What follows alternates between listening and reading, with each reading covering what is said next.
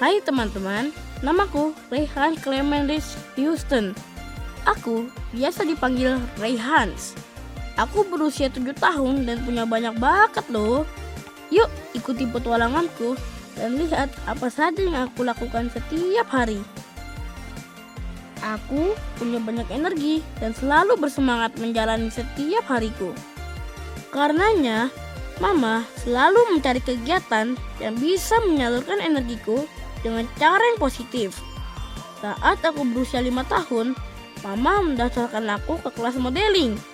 Aku belajar banyak hal baru di kelas modeling, seperti cara berdiri dengan pose yang keren, cara tersenyum ke kamera, dan cara berjalan seperti model papan atas. Yang paling seru adalah saat kami latihan untuk pertunjukan model. Aku mengenakan baju yang keren dan berjalan di depan kamera. Rasanya seperti jadi bintang. Aku praktekin ya. 3, 2, 1, dan action.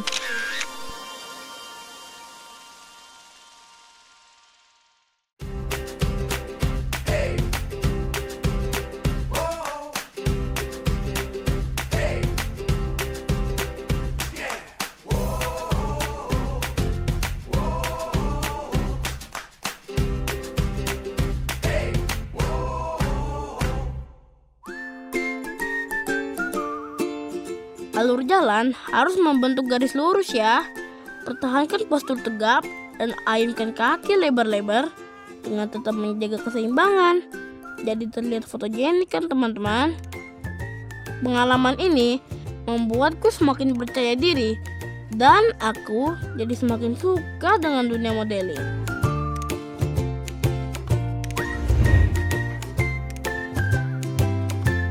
Pada sesi syuting kali ini, aku berperan sebagai Nathan, seorang anak kecil yang sedang berulang tahun. Sedihnya, di hari yang berbahagia itu, papanya tak kunjung pulang ke rumah. Nathan harus kecewa karena telah menanti seharian. Tidak ada naskah khusus yang harus aku hafal hari ini. Sesuai dengan arahan, aku harus memasang muka dengan ekspresi sedih teman-teman. Aku jago bersosialisasi sejak kecil. Karena saat syuting, pemerannya tak pernah sama. Jadi, aku banyak bertemu dan berkenalan dengan orang-orang baru. Seperti yang memerankan Papa dan Mama Nathan hari ini. Aku baru bertemu mereka pagi hari ini. Dan aku bisa langsung akrab dengan mereka. Saat beradu peran dalam adegan, kami tidak ada yang canggung loh. Syuting kali ini dimulai dari jam 7 pagi dan dijadwalkan selesai pada jam 1 siang. Adegannya terbagi menjadi 4 sesi dengan 4 set background dan kostum yang berbeda. Lihat, kakak-kakak krunya saja lebih banyak dari pemerannya. Oh iya teman-teman, pengaturan alur ceritanya disusun agar pemeran anak tidak terekspos tema dewasa ya. Properti yang digunakan semuanya asli, mulai dari balon, rumbai-rumbai, hingga kuenya. Semuanya asli, jadi ngiler lihatnya.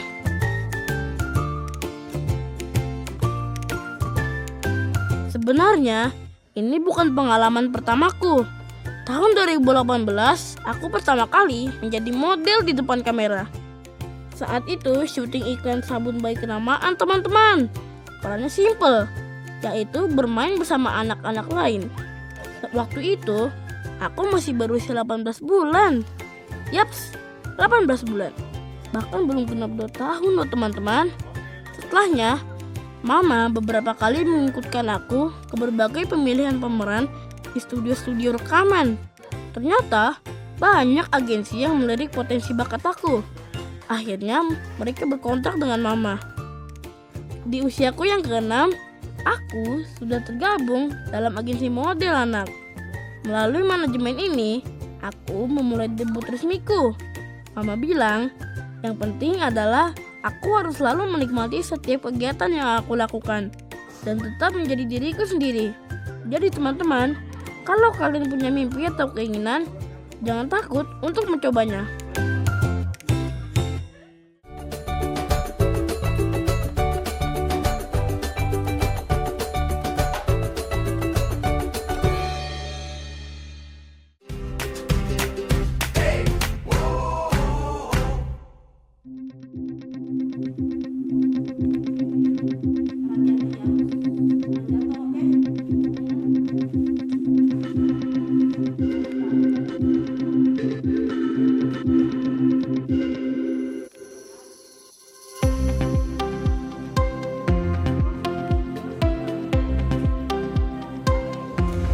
Biasanya, aku tidur selama 11 sampai 12 jam setiap harinya.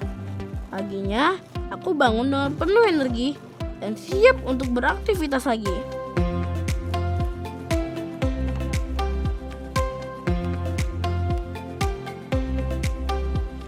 Aku punya 3 kakak laki-laki dan aku adalah yang paling kecil. Kata mama, gaya belajar aku sangat berbeda dengan kakak-kakakku yang lain. Aku sudah hampir bisa berjalan sendiri. Itu artinya kemampuan motorik kasarku berkembang dengan pesat. Saat aku berusia 2 tahun, pandemi COVID-19 sedang terjadi. Jadi, aku tidak bisa pergi ke taman atau mall, dan kami hanya beraktivitas di rumah. Di rumah, mama dan papa bisa melihat betapa aktifnya aku. Jadi gak heran kalau aku tidak bisa duduk diam lama-lama. Aku lebih suka bergerak, melompat, dan mengeksplorasi lingkungan sekitar.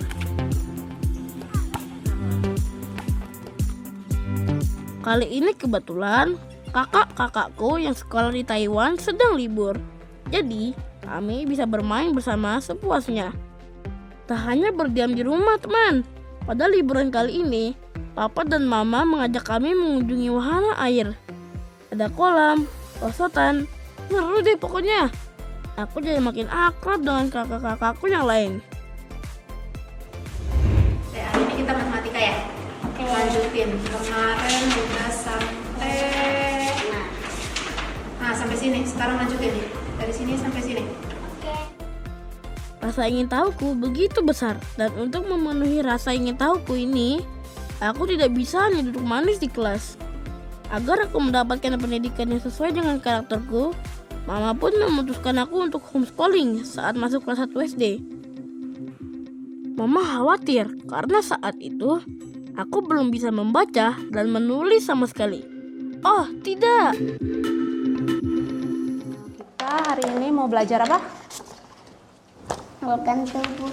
Organ tubuh. Oke. Nah, Ini mulai dari mana? jantung Itu apa? What is that? Buat memompa darah. Oke, fungsinya jantung untuk Darah. memompa darah ke seluruh tubuh. Homeschooling sangat membantuku karena jadwal belajarnya fleksibel.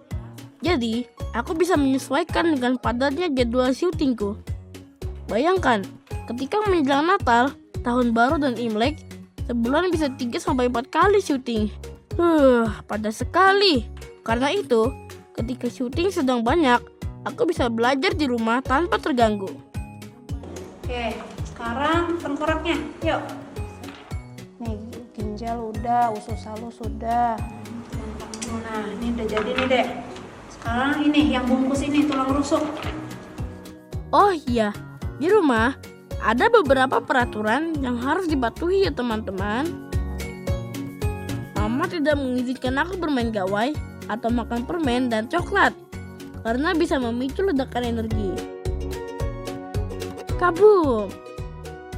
Tapi aku tetap senang karena ada banyak hal yang bisa aku lakukan untuk menyalurkan minat dan bakatku. Sekarang aku sudah kembali ke sekolah. Yeay! Ini adalah hari pertamaku. Tentu sangat menantang. If even you jump to the... Get the point? Get the point? The latest will sit down. The latest person jump will sit down. And also the wrong movement will sit down. Get the point? We're gonna do trial ya, addition. Everyone can do addition already? Sekarang aku sudah kembali ke sekolah. Yeay, ini adalah hari pertamaku. Tentu sangat menantang. You lack of focus, okay? Try again, try again. Yes, 2 plus 2. Nah, no need to answer, just move your body. Focus, focus. Okay, ready? 2 plus 1.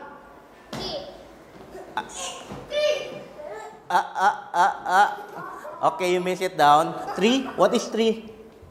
Odd number, right? Go to the Yes. Okay, you may sit down. Okay. You also. Iya. Kurikulumnya memang sudah mengacu pada kurikulum nasional, tapi seminggu hanya 3 kali. Setiap sesi pertemuan cuma 2 jam, dan itu hanya belajar 1 mata pelajaran. Terus, kelas bahasa Inggris dan Mandarinnya juga cuma seminggu sekali. Kata mama, itu sangatlah kurang teman-teman. Jadi, aku dipindahkan kembali ke sekolah. Di sekolah, aku bisa mempelajarinya 2-3 kali seminggu. Namaku sepertinya sedikit cemas dengan aksiku di sekolah. Tenang aja, Mam. Situasi terkendali. Alright, good morning grade 2.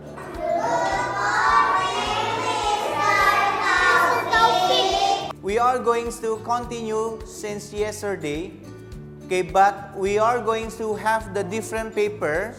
Make sure you paste it your finger. Then you paste it with the pencil that you have. Okay? You draw slowly like this, so you will see your finger. Okay, and then you can draw. Okay, very good. Alright. Okay, so it can be like this. And write here your name, and then what is your goals? You want to be a good student. I want to be a student of the month. Yeah.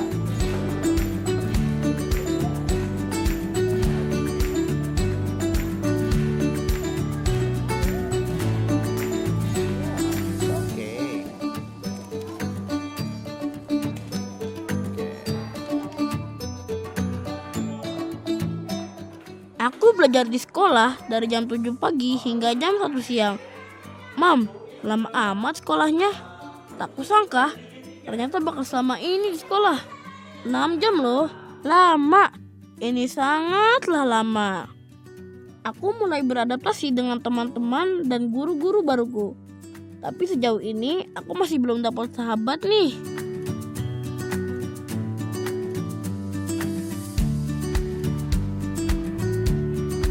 Sepulang sekolah, aku kadang menyempatkan diri bermain di taman bermain di sekolahku. Di taman bermain, aku bisa memperhatikan semua yang telah aku pelajari di kelas, seperti menghitung. Lihat teman-teman, aku sedang bermain sebagai penjual buah-buahan. Banyak buah yang aku jual di sini.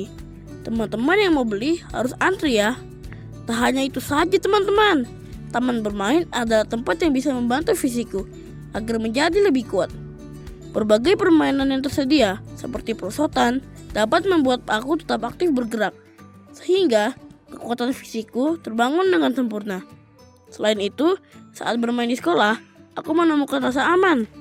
Rasa aman ini mendorong rasa ingin tahu, membuat aku berinteraksi, mengeksplorasi, hingga akhirnya aku bisa mengenal banyak hal baru. Ketika aku bertemu dan bermain dengan anak-anak lain di taman bermain, aku akan terstimulasi dan lebih percaya diri. Gak canggung berkenalan dan menyapa teman-teman baru. Kita belajar tentang aturan sosial, belajar tentang saling berbagi, belajar tentang bekerja sama, sehingga aku bisa beradaptasi dengan mudah di sekolah.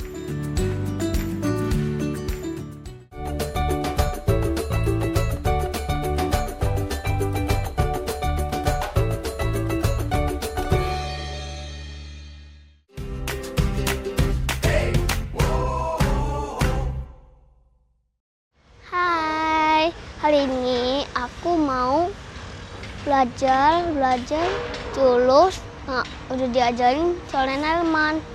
Ikutin aku terus ya. Salah satu cara untuk menstimulasi dan membantu konsentrasiku adalah dengan olahraga. Mama sempat menawarkan beberapa kegiatan untukku, seperti les drum dan piano. Tapi tidak, aku tidak tertarik.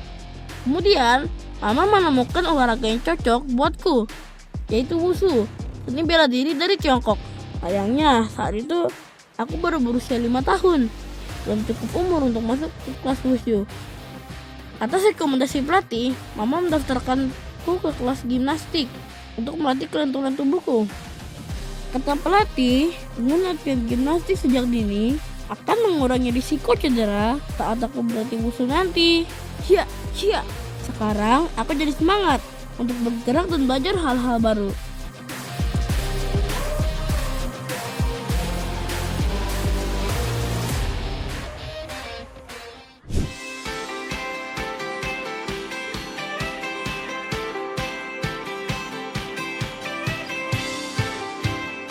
Tahun ini aku kembali mengikuti ajang Indonesia Open Gimnastik teman-teman.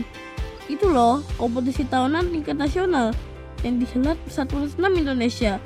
Kali ini diikuti lebih dari 1.000 atlet. Ngomong-ngomong, di tengah kerumunan orang ini, teman-teman tahu nggak aku yang mana? Hayo. Hehehe, itu loh yang pakai celana oranye.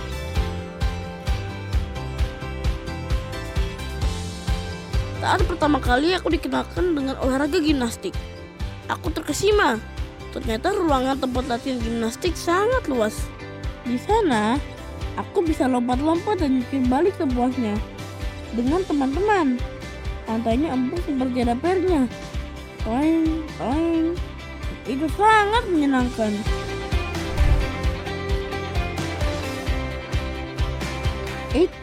Tidak sembarang lompat teman. Dengan ikut kelas gimnastik, aku jadi tahu ternyata melompat dan jungkir balik itu ada tekniknya juga loh. Kalau nggak hati-hati, bisa cedera teman-teman. Jadi, aku harus belajar teknik-teknik yang benar di bawah pengawasan pelatih profesional.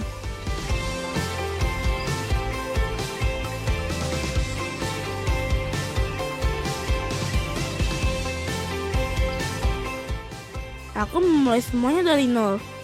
Pelit pun awalnya aku nggak bisa. Latihannya sangatlah berat. Dan aku sering menangis saat latihan. Tapi aku tetap bertahan. Kelas senamku biasanya berlangsung selama 2 jam.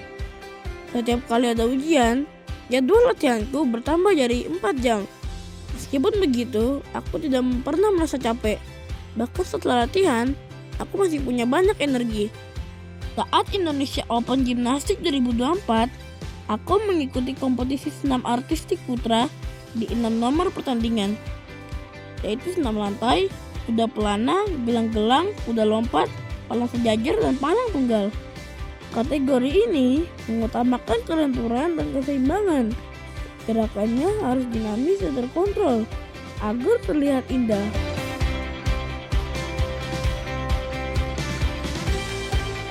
Tahun lalu, aku berhasil meraih 3 medali emas dan 3 medali perunggu. Tahun ini aku berhasil mendapatkan 2 medali emas, 7 medali perak, dan 1 medali perunggu. Yeay! Meskipun jumlah medali emasku berkurang 1, tapi jumlah medali perak yang kudapatkan juga bertambah. Itu peningkatan yang bagus kan? Setiap tahun, Sanggar Gimnastikku merekomendasikan untuk ikut 3 event gimnastik. 1 kompetisi antar klub di Jakarta, 1 tingkat nasional, dan 1 lagi tingkat internasional di Bangkok. Tahun ini, aku ikut semua event tersebut, dan aku sangat senang bisa mencobanya. Sekarang kita lari ya. Lari 1 menit, pakai lagu ya. Larinya yang bagus, konsentrasi, langkahnya yang stabil, langkahnya yang benar.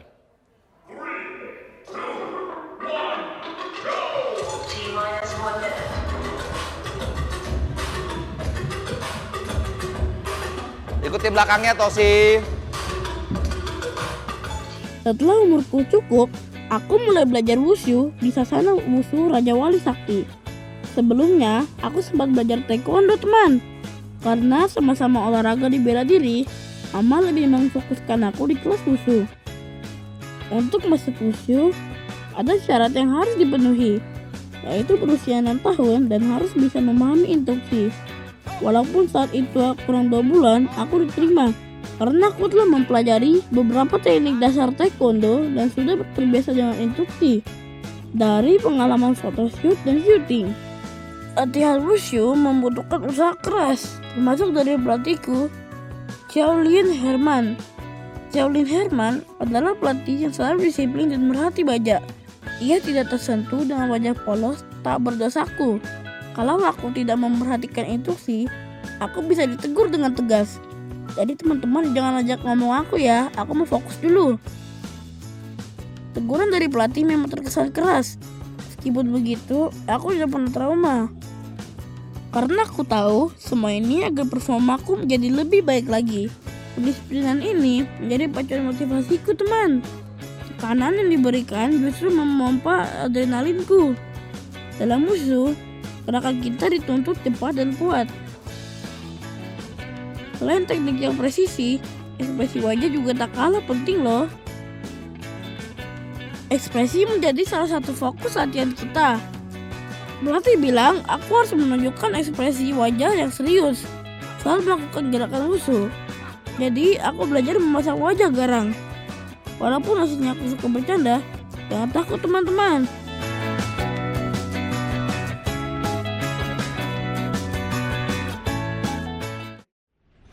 Dalam seni bela diri musuh juga ada gerakan akrobatik seperti gerakan salto, kekuatan, kecepatan, dan kelenturan. Diperlukan untuk melakukan gerakan memutar ini. Biasanya, cara mendaratnya juga masuk dalam penilaian teman.